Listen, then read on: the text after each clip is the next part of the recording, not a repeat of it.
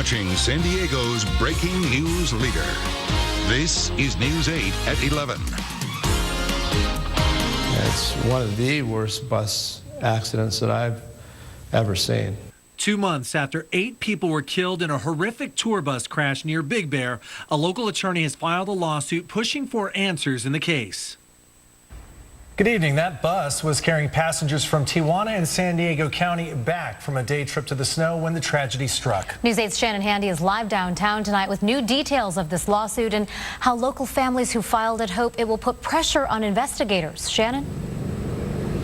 Good evening, Marcella and Carlo. There were 39 people aboard that bus. Now, a lawsuit has already been filed in San Bernardino County where the crash happened, but a local attorney filed this lawsuit here at the county courthouse on behalf of 3 families, all from San Diego.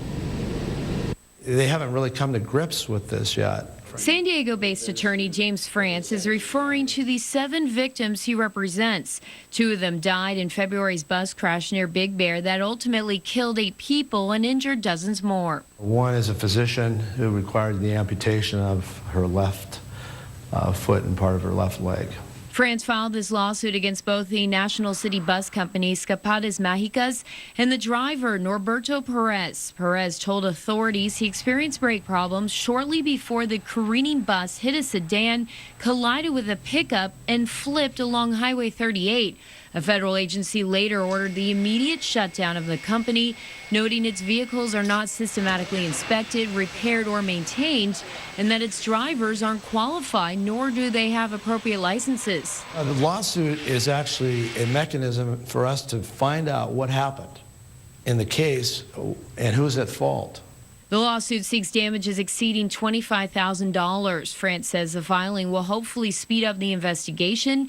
Once that's complete, they'll either settle or head to court. The case is either resolved by the parties that are at fault, or it's tried before a jury, and a jury makes a decision what, if anything, in terms of monetary amounts should be awarded. France says while his clients and their surviving loved ones are still healing from such a traumatic experience, for them it's not about the money, but rather is that they find out what happened and why.